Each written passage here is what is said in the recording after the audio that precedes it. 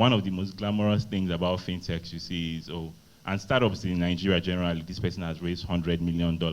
This company has raised $200 million, and they are on newspaper covers and blog covers with T-shirts, looking very cool. And you're wondering, look at these small children with tens of millions of dollars, right? And now, that also presents some interesting, tax issues. Hello and welcome to Tax Matters. I'm Chamaka Ohaochi. In time past, businesses had physical and permanent bases. That's probably where the phrase bricks and mortar came from. The taxman will put it differently: permanent establishment. For example, XYZ Nigeria Limited, 145 Eba Road, Lagos, and stuff like that. But in recent time, with the advent of technology, businesses have become less visible, much less identifiable in terms of their physical location. FINTECH, standing for Financial Institutions Making Use of Technology for Service Delivery, is one of the emerging subsectors of the tech industry. And make no mistake about it, the entire world is involved, and it has become more difficult for the taxman to keep track of the activities of fintech industry operators, as indeed many other sectors. On Thursday, the 19th of October, the FIRS collaborated with KPMG to hold a stakeholders engagement with operators in the fintech industry in Nigeria. No doubt, the fintech business or the fintech industry in Nigeria is huge and is the largest in Africa. Based on some of the statistics, I'm here, it says that we are the most fintech populated country ahead of South Africa and Kenya. And that when you look at the last 1 year, the industry has grown by more than 50%. And that's a whopping amount of growth. And that in the last 2 years, the continent has actually attracted investment of like 2.7 billion. And 1 billion out of that, a bit more than 30%, have all come into Nigeria. And I think these are the headline numbers that FIRS and everybody is seeing. And sometimes people think funds inflow translates to prosperity, translates to high tax revenues, and the understanding of investment, waiting period, and all that is not clear. So it's all about collaboration and opportunity to hear from FIRS and for FIRS to also hear from the industry itself and understand better the way fintechs do business and the antecedent tax issues. And some of them are simple and basic, but when you multiply the impact of those issues, then it becomes a big affair. My presentation today is not just tax compliance of Nigerian fintech. It's about tax compliance of foreign partners of fintechs. We want the local fintech to encourage non-resident entity to comply with Nigerian tax law in line with global best practice. How? The first obligation of every fintech is that when they are signing any agreement with a foreign partner, they should incorporate tax consideration in their agreement. It's very, very crucial. The second obligation is that they should demand and encourage and assist with the registration of non-resident person, either it's corporate or individual. Why? Why should they register? Because they are not even physically present in Nigeria. They have to register because this is a digital world. You can be in America and be earning money from Nigeria without stepping to Nigeria. But the tax law says that any income that is sourced from a particular jurisdiction should be taxed in that jurisdiction to a very large extent. To register for non-residents is very, very easy. As you can see on the screen, once you type www.taxpromos.firs.gov.ng from anywhere in the world, you will see this landing page, and then you can click non-resident registration. Once you click it, within 48 hours, we generate tax identification number for you. Again, why should a non-resident register? Most of the payments you make, most of the income earned by non-residents through fintech, they are supposed to be subject to withholding tax at either 5% or 10%. Now, when you withhold 10% or 5% from that payment, how do you remit it if they are not registered? So the purpose of registration is for you to be able to withhold and then remit it, so that that withholding tax can be a tax credit for them in their jurisdiction. All transactions with non-residents attracts withholding tax and value-added tax. For value-added tax, you are expected to self-charge yourself and remit accordingly. For individuals, I know fintech sometimes they will employ freelancers. For that individual that is doing something for you outside Nigeria, either lawyer or whatever, tech guys, when you are signing the contract, include tax and charge him as an individual 5% withholding tax. Put it in your contract. If you have any foreign individual, you are supposed to also charge payee and remit to FIRS. Now we know that non-resident entity invest in a lot of our fintech industry, fintech startups. At the maturity of their investment, when they want to go, they want to dispose their share. At the time of disposal, there is capital gains tax. And that capital gains tax is good for you to put it in your agreement that, okay, at the disposal of your investment, if it exceeds 100 million, it will be subject to capital gains tax. Having taken the participants through their tax obligations, it was then the turn of the operators in the fintech industry to enlighten the FIRS on their business model. Sycamore is a peer-to-peer lending platform. We connect lenders to borrowers.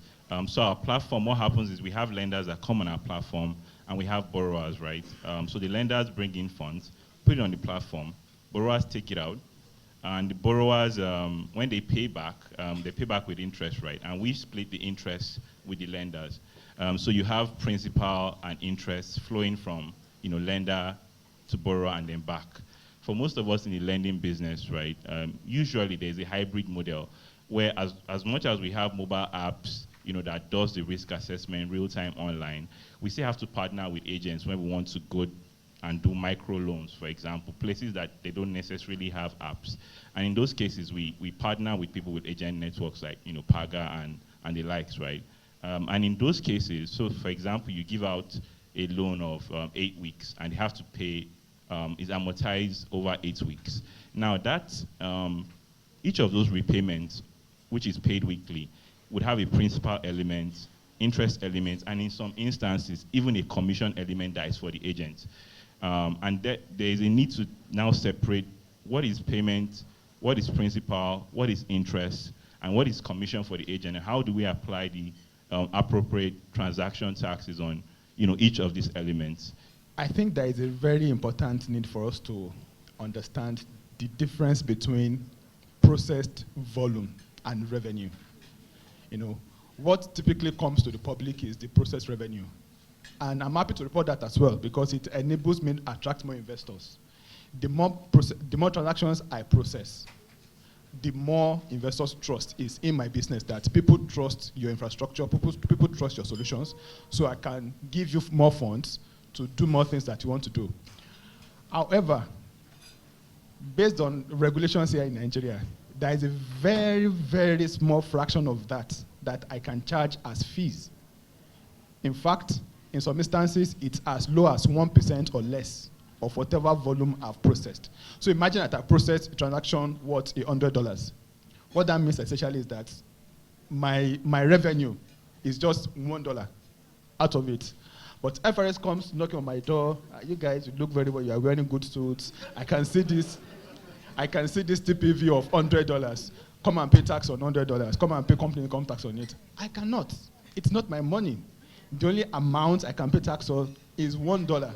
Now imagine that is my top line, not my net revenue. Now imagine that is not even my net my net profit, and it's not even my taxable profit. Because after my accounting earnings before tax, or after earnings before tax, you then make some adjustment to get to what actually my taxable profit is.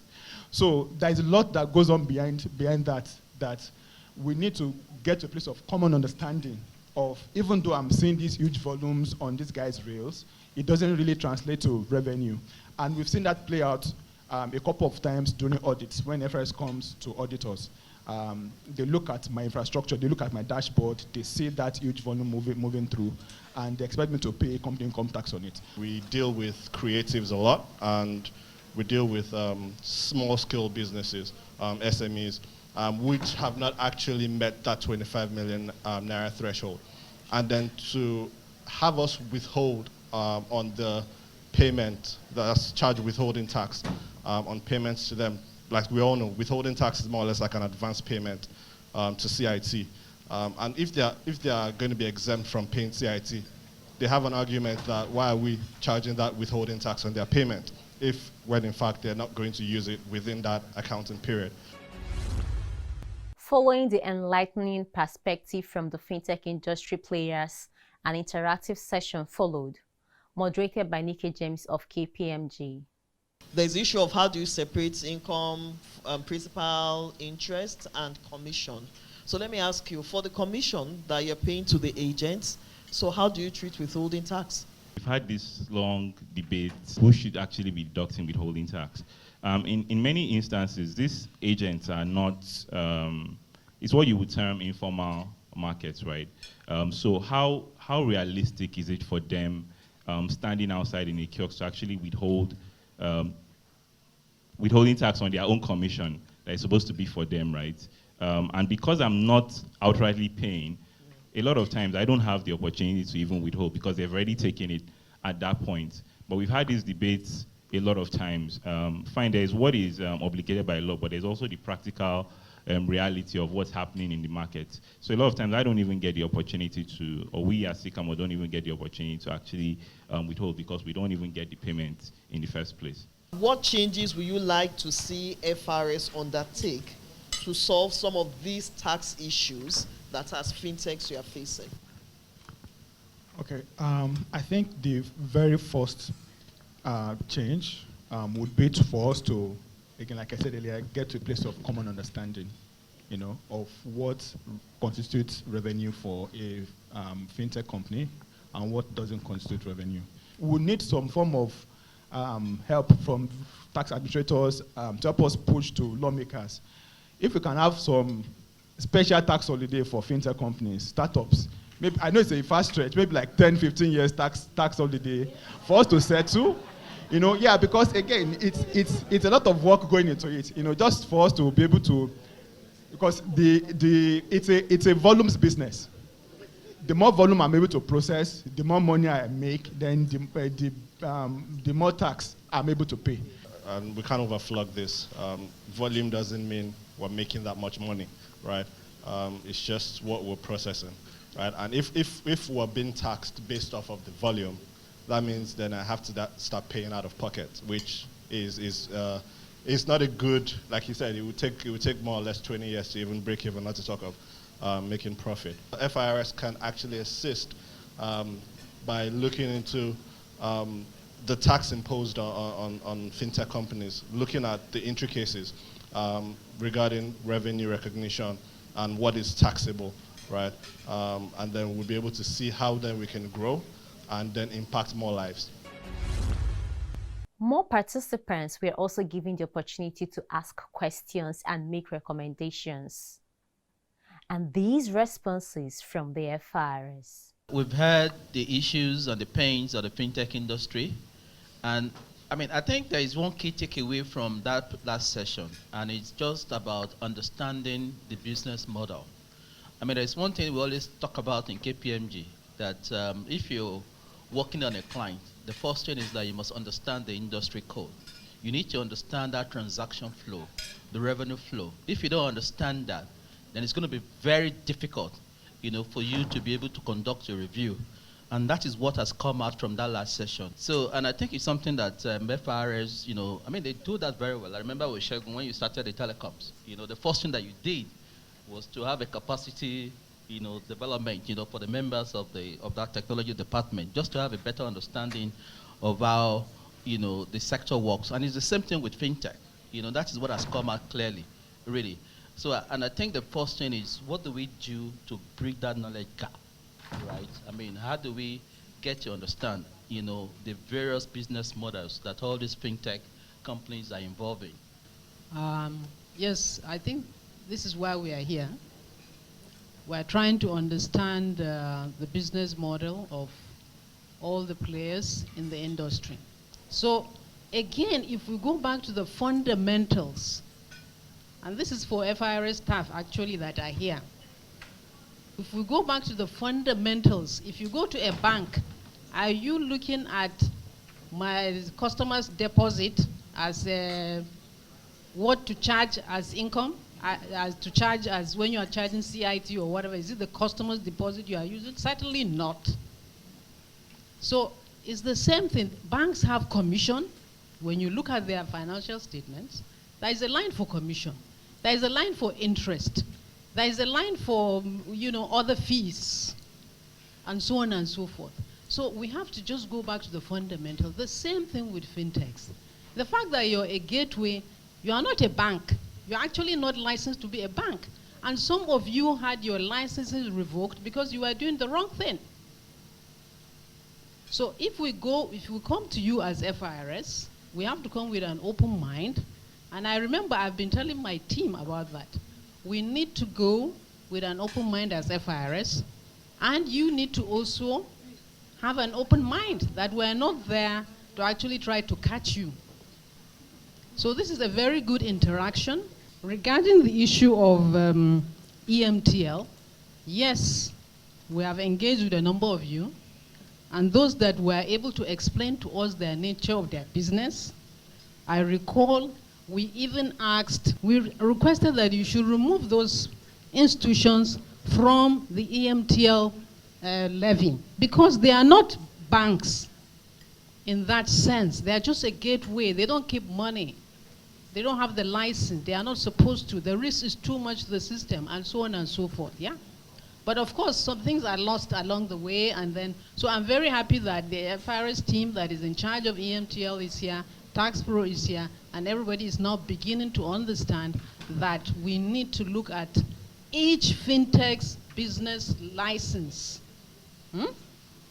And we have even engaged CBN too. We need to look at your license and make sure that it is based on your license that we are making you to comply with the rules that apply to you. Now, regarding agents, it's difficult for you to say you want to be sure that the agent, whether it's 25 million or less, and so on and so forth, and whether you should charge. You see, the withholding approach is so that government gets some revenue from certain individuals. Now, let's look at it. If the agent is even an individual, some are agents as individuals, yeah? So the withholding you are doing is actually on their income as persons, under personal income tax, not under CIT. And then you have those that are under CIT. But the idea is you have to charge that withholding where it's feasible. In some cases it isn't, simply because the model you have designed is that they pay they are paid the commission by the person doing the transaction. So I'm withdrawing 10,000 naira. They just put their 200 naira. You don't have anything to do with that. So you don't even have the chance to withhold. So that's a different model that needs to be understood.